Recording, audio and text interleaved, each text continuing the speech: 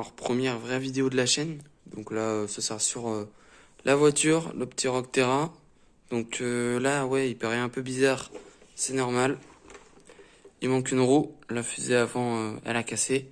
Donc bah là, en fait, c'est les pas de vis là qui sont dedans qui sont morts. Donc faut que je la change celle-ci.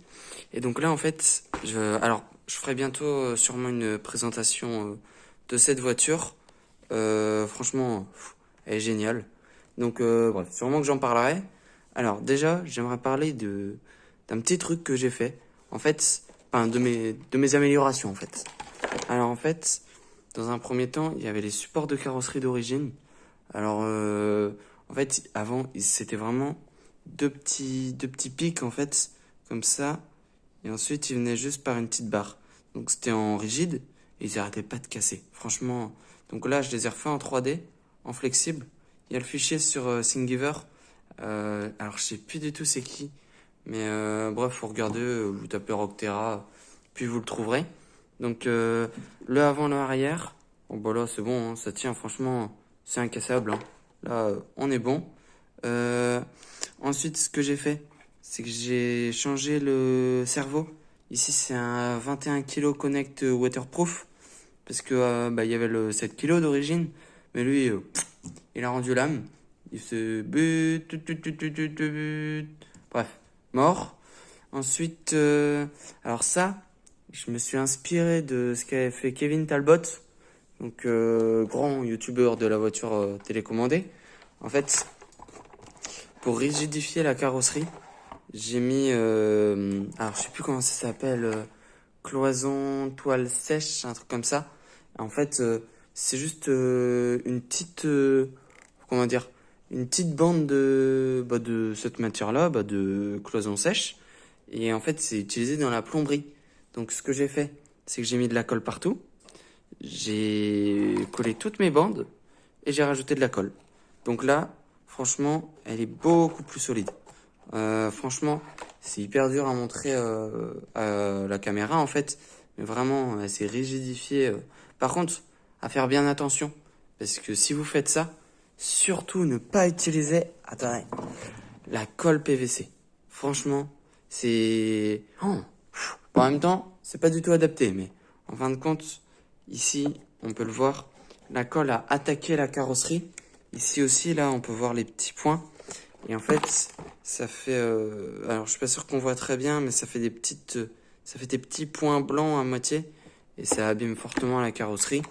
Mais bon, moi, c'était ma première. Bon, comme ça, vous le savez, utiliser de la colle normale. Alors moi, j'avais plus de vraie colle, en fait, de la colle plastique souple. Donc, ce que j'ai fait, c'est que j'ai utilisé un peu de colle à bois.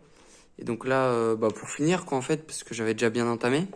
Et là, par contre, on peut voir la solidité quand même, parce que ici, à l'arrière, je l'avais déjà cassé. Donc ça, voilà. Puis là, on voit que je suis retombé dessus, il y a une petite fente. Et en fait, on voit que la fente s'est ouverte, parce que ici... Alors, attendez. Voilà. Parce que ici, en fait, il y a une petite bosse, quoi, en gros. Je sais pas si on voit très bien, mais... Ouais, bon, donc il y a une petite coupure. Bon, c'est pas grave. Donc là, on voit bien qu'il y a une sorte de petit rebord. Et en fait, bah, elle s'est fissurée, c'est vrai, mais que jusqu'au niveau du petit rebord qui, lui, j'avais pas collé. On voit bien là, il y a rien. Et ici, c'est mal collé. Donc en fait, on voit bien que ici, ça s'est fendu, ça s'est fendu, ça s'est fondu.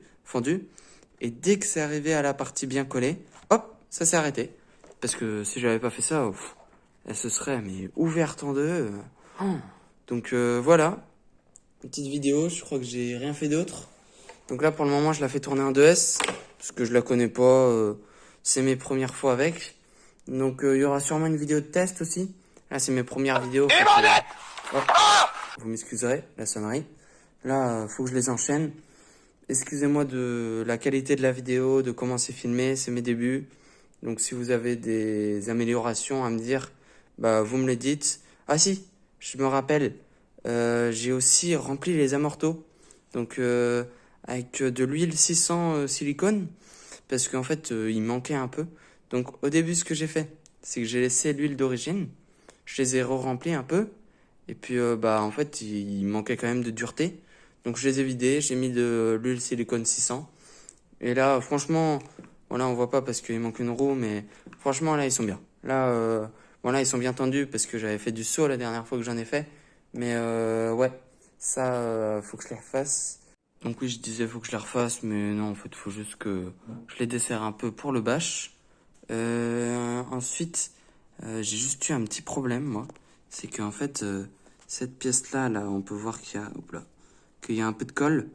Donc, bah, en fait, c'est parce qu'elle a lâché, tout simplement. Le pas de vis à l'intérieur est mort.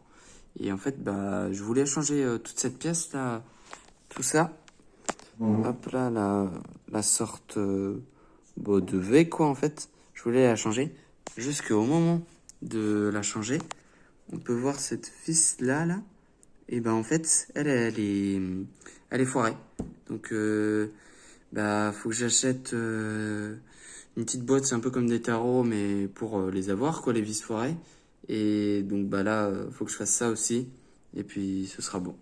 Bon, allez, prochaine vidéo, soit c'est du test, soit c'est du présentation du tax, ou alors c'est présentation de la voiture. En tout cas, ça arrive. Allez, salut!